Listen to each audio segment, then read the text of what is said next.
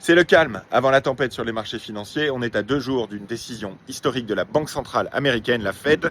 Va-t-elle ou non baisser les taux directeurs?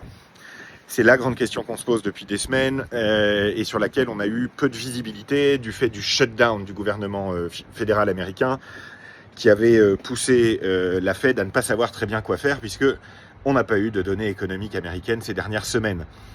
Ça pose problème parce que la Fed, la Banque centrale américaine, pour baisser ses taux, elle a besoin d'être sûre que l'inflation est à peu près sous contrôle et aussi que le marché du travail ne va pas très bien et a besoin d'aide.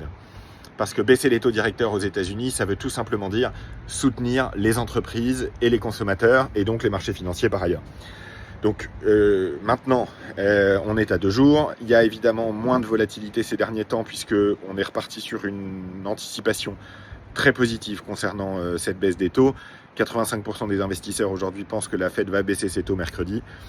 Quant à moi, je vous donne rendez-vous en direct sur mes réseaux sociaux mercredi à 20h15 pour commenter cette décision de la Banque centrale américaine et répondre évidemment à toutes vos questions.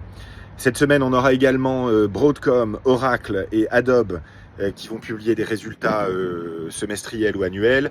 C'est important parce que ça va nous donner des informations sur toujours l'industrie de l'intelligence artificielle, entre autres avec Oracle qui avait beaucoup emprunté, beaucoup fait parler et qui fait un peu peur évidemment aux investisseurs ces dernières semaines. On va avoir également le Bitcoin à surveiller. Il tourne autour des 90 000 $ ces derniers jours après pas mal de volatilité. Du côté de la volatilité, elle a beaucoup baissé sur les marchés qui ont progressé la semaine dernière puisque on attend désormais cette fameuse baisse des taux de la Fed. Donc évidemment, si la Fed baisse bien ses taux mercredi, tout de suite on va passer sur qu'a dit Jérôme Powell ce jour-là concernant les futures baisses des taux de l'an prochain. Donc attention, c'est pas parce qu'il y aura une bonne nouvelle de baisse des taux que forcément ça fera monter les marchés. Ça dépendra aussi du discours du président de la Fed. Évidemment, s'il ne baisse pas les taux, on peut s'attendre à ce que les marchés tanguent beaucoup. Est-ce que ça change les points de vue long terme? Pas du tout. Les règles les plus importantes à respecter pour investir restent les mêmes.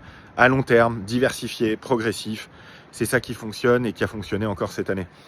L'or est resté au-dessus des 4000, le CAC 40 est toujours au-dessus des 8000. Et pour l'instant, les choses vont plutôt bien. Donc rendez-vous mercredi à 20h15 pour faire le point ensemble sur cette décision de la Banque centrale américaine. Et mercredi, on aura Oracle, je crois, et jeudi Adobe. Voilà, bonne semaine à toutes et tous. Et si vous avez des questions, évidemment, n'hésitez pas à les poser en commentaire.